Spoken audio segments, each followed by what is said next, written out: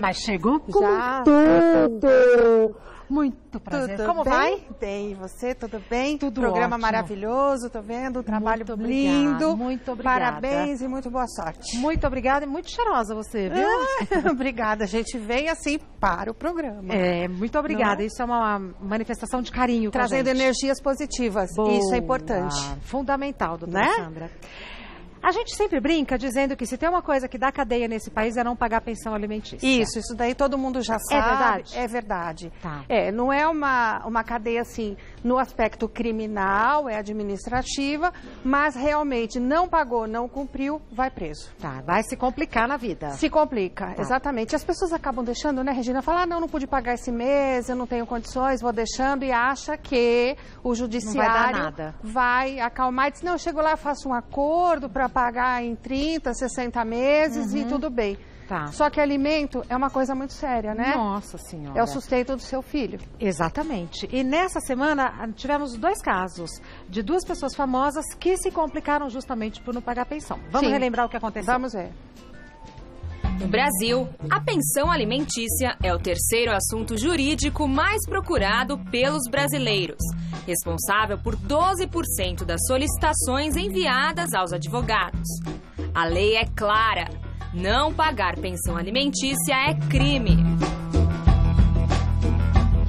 Na mídia, já foram retratados diversos casos de famosos que tiveram problemas com pensão alimentícia.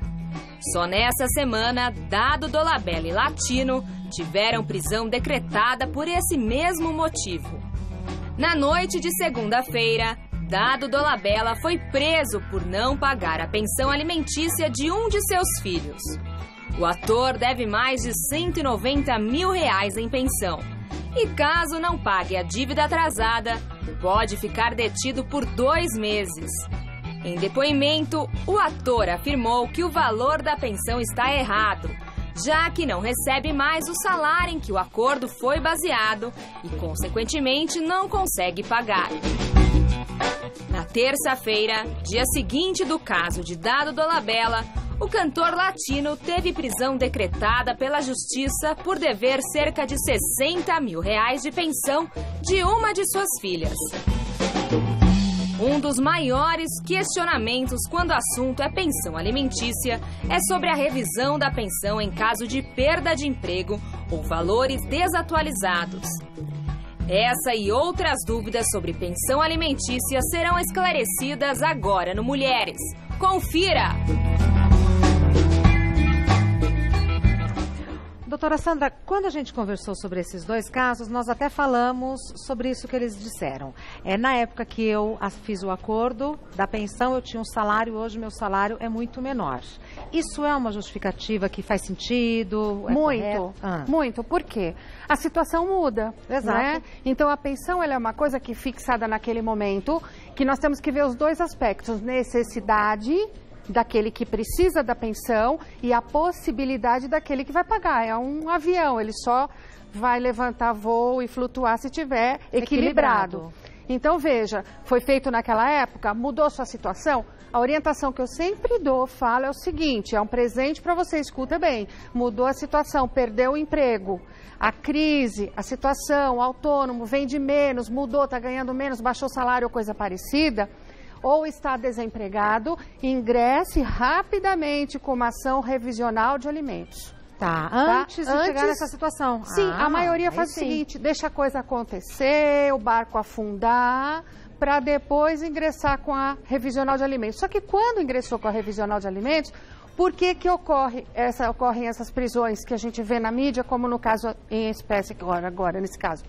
Porque a pessoa ficou devendo vários meses, aí o responsável pelos filhos ingressa com a ação de execução, tem uma ação tramitando de revisão, mas já tem o débito. Então pode revisionar dali para frente quando ingressou com a ação, né? Mas aí o que ficou para trás é questionado e sob pena de prisão. Então aquilo lá é uma coisa e a revisional é outra. Tá. Primeiro acerte suas dívidas, depois... Eles nos procuram quando já está nessa situação e falam assim, eu quero entrar com a revisional, mas já tem execução. Tá. Complica tudo, né? Complica tudo. Vamos então para a primeira pergunta que você de casa mandou pra gente. Antônio, Devo pensão e recebi intimação. Qual procedimento devo tomar? Receber a intimação tem que correr. Não tem advogado... Por exemplo, nós temos os advogados gratuitos do Estado. Não tem condições de pagar, já se percebe que se está nessa situação, não deve pensão, não vai ter condições de contratar um advogado particular. É o que se dica, procura a Procuradoria de Assistência Judiciária Gratuita, informando que não tem condições e que precisa de uma defesa, contratar ou que um advogado do Estado faça a sua defesa, porque tem prazo para apresentar, Regina, são 3 dias. Como que vem a intimação? Vamos lá. Isso. Pagar a dívida em 3 dias ou justificar porque não o fez. Então, vamos lá. Nessa defesa, você fala, não, eu devo R$1.000, eu quero pagar. Então, o advogado vai orientá-lo assim, tem o dinheiro? Tem. Então, vamos fazer o depósito juízo, junto com o comprovante, apresenta a justificativa, né, demonstrando que foi feito o depósito judicial. Muito bem, essa é uma coisa. E se a pessoa não tem condições de pagar e vai ficar naquela coisa, enrolando, diz assim, olha, eu não tive porque eu perdi o emprego, porque mudou o meu salário, eu constituí outra família, devia ter visto isso lá atrás. Aí você apresenta essa justificativa. Muito bem, você faz o seu trabalho. Você vê advogados que se esmeram numa defesa assim, contando toda essa história. Mas não resolve. Não resolve, não vai elidir a prisão. E se a pessoa não comparecer? Recebi a intimação, faz de conta que não recebi nada. Deixou transcorrer os 3 dias, é comum também. Diz assim, olha, não paguei, não tenho o que justificar, vou falar o quê? Porque depois que você justifica, o processo vai à conclusão, o juiz vai decidir, o promotor público vai falar também, porque envolve menor, né? Então, quer dizer, nesse período, o que a gente faz? Né, como profissional, então você vai procurar a parte contrária e dizer o seguinte, olha, a situação está assim, ele deve 3, mas ele tem 1.000 agora, hipoteticamente falando, tem 1.000 agora para pagar, podemos fazer um parcelamento, que foi o que das celebridades fez agora, ontem, me parece, já fez um acordo. Foi o Latino, será? Isso, exatamente, paga uma parte e parcela o restante. É possível fazer isso? É, desde que a parte aceite. E fica para o juiz homologar. Elide a prisão, quer dizer, deixa de que seja expedido o mandado de prisão? Sim. Porque o acordo foi feito e tem que ser cumprido. Perfeito. Próxima pergunta foi enviada pela Márcia. Como é calculado o valor da pensão em atraso e quando posso entrar com execução? A pensão só é devida em atraso, vamos explicar o seguinte, só é devida e está em atraso quando ela tem uma decisão judicial, tem um acordo ou uma sentença em juízo que está definido, é como um cheque. Você só pode cobrar se tiver isso na sua mão. Ótimo. Então fala assim, olha, não paga, tá, mas foi decidido isso? Você tem um documento disso? Então como que você vai cobrar? Né? Então veja, tem decidido isso? Tem que pagar um salário mínimo mensal. Desde quando pode cobrar? Não precisa esperar os 3 meses, sabe, Regina? Porque as pessoas, não. As pessoas falam assim, mas doutor, ele só está devendo 1 mês, 2 meses, eu posso já cobrar? Não tem que esperar os 3 meses? Eu não sei de onde as pessoas tiram essa ideia. Lenda. De que tem que esperar os 3 meses. Quanto mais você espera, mais complicado fica. Porque quando o devedor receber, ele não pagou 1 ano, tá? Só que ele vai ter que pagar desde que ele ficou devendo. Tá? E o que eu quero explicar é o seguinte, a prisão é desde que ele ficou devendo, é desde que você distribuiu a ação. Então, é devida a prisão. Dos 3 últimos meses, essa lenda vem disso, as pessoas não entendem muito bem. É isso mesmo. A prisão é expedida para que ele pague, sob pena de prisão, dos 3 últimos meses anteriores à distribuição da ação de execução. Tá? Aí o que faz com o que ficou lá para trás, que a pessoa perdeu tempo, dormiu no ponto, não ingressou com a ação? Vai sob pena de penhora. Tá? E o sujeito vai preso, vai para onde? Então, ele vai para uma delegacia, né? E mais ou menos nós falamos o seguinte, é reservado. Então, existem hoje delegacias, departamento policial, que recebem os devedores de pensão. Eles procuram sempre deixar isolados e não com os criminosos de alta periculosidade. E assim, sabe, Regina, a gente que milita na área vê quando às vezes você vai, tem que conversar com o preso, pegar uma procuração que é de devedor de pensão. Às vezes tem padre, infelizmente, tem outras pessoas. Pera. Às vezes tem padre. Já vi. Preso por não pagar pensão? Pastor. Mas tá tudo esquisito, E outras pessoas, que as pessoas nem imaginam. Então não é só a pessoa comum que pode acontecer com qualquer pessoa. Olha, então veja, mas não são criminosos, né? tiveram esse defeitinho, vamos dizer assim, não pagou a pensão, que é muito grave perante os filhos, perante a sociedade, a família. E fica preso quanto tempo, doutora? O juiz decreta no mandado de prisão. Então, ele pode decretar de 30 dias a 90, dependendo do que o juiz entender. 30 dias é o mínimo? O mínimo. Então, hoje o que nós temos de 30 a 60 dias é o mais comum.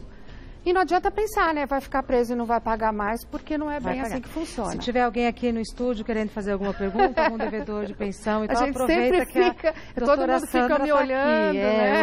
Eu tenho uma pergunta para fazer. Próxima pergunta é enviada pelo Adriano. Pago pensão alimentícia no acordo, boca a boca, porém não temos nenhum processo judicial. A mãe quer aumentar o valor, o que não concordo. O que devo fazer? Olha, a gente está falando e já vem uma pergunta melhor ainda. Exato. Pensão boca a boca, isso é válido perante o judiciário? Não, tá estabelecido entre as partes. Aí, de repente, a parte diz assim, olha, eu quero aumentar, tá muito pouco, eu não concordo, então vai ficar nessa briga. O melhor que tem a fazer é o seguinte, entrar com pedido para fazer uma fixação de alimentos. Isso o pai pode pedir e a mãe também? Ou a mãe. Os dois. Ou a mãe. Sim. E ela vai dizer o seguinte, a mãe, olha, vem pagando R$1.000, só que é pouco, não dá para pagar nada, e eu tenho essas despesas, relaciona, eu preciso de R$2.000. Ele vai se defender e vai dizer o seguinte, olha, eu venho pagando 1.000 porque é isso que eu posso, tal, e vamos tentar chegar no acordo, o juiz vai decidir. Tá. Ou então, se ele está sendo o lado mais prejudicado, então ingresse com a ação e diz assim, olha, é o tanto que eu recebo, os 30% do que eu recebo é esse, não posso pagar mais do que isso. Então pode partir dele? Sim. Ou dela? Ou dela. E a parte contrária sempre tem que ser intimada para se defender a ampla defesa. Doutora, acontece ou é comum do marido pedir pensão do ex-marido pedir pensão para ex-mulher? Existe num caso de extrema necessidade. Então, por exemplo, quando só a mulher trabalha e o marido não trabalha, mas não trabalha porque quer viver basicamente às custas dos outros, etc. e tal. Quando realmente ele não tem condições para trabalhar, não tem rendimento, não recebe aposentadoria, porque tem que analisar cada caso. Então, assim, está acamado numa cama, não pode levantar, não pode trabalhar, não tem rendimento, não tem família que ajuda, não tem aposentadoria, então pode se pedir. É a mesma coisa da mulher, tá, Regina? E se numa separação o pai fica com os filhos e não a mulher? Aí ele pede pensão alimentícia para a mãe. Isso. Agora, você sabe que a pensão alimentícia é para quem? Para os filhos. Sim, né? Exato. Então, ele pede a pensão alimentícia para os filhos, o qual ele detém a guarda. Perfeito. Que hoje nós também temos a guarda compartilhada.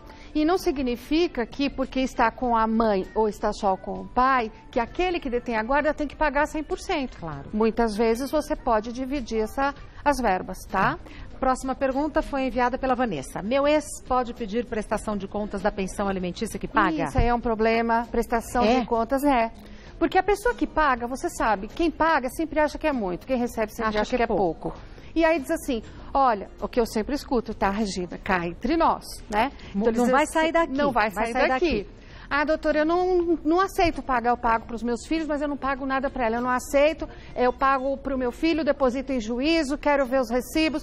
Ora, veja, se tem esta ideia, então se vai fazer um acordo, faça constar do acordo que a cada 6 meses o responsável em recebimento apresenta a prestação de contas. É um direito de saber onde está sendo empregado o dinheiro para os filhos. E principalmente nos casos em que o dinheiro não está sendo empregado efetivamente para a necessidade dos menores. Muito bem? Muito bem. Agora, acontece que em certos casos a gente vai pedir a prestação de contas, há alguns juízes que entendem que não, que a pensão alimentícia já foi para alimentos e que não cabe a prestação de contas. Então fica a cargo do juiz. Exatamente. Muitas então tudo pode vezes. acontecer. Pode. Por isso que eu digo, faça constar no acordo que a cada ano, a cada 6 meses, há uma prestação de contas. Gente, e que se você está agindo de boa fé, por que não apresentar contas? Pensa, não é, Regina? Claro. Olha, paguei tanto de escola, a perua, a babá, o inglês, o judô, o remédio, o mercado. Pediatra. Né? Por que existe isso? Não existe confiança, infelizmente.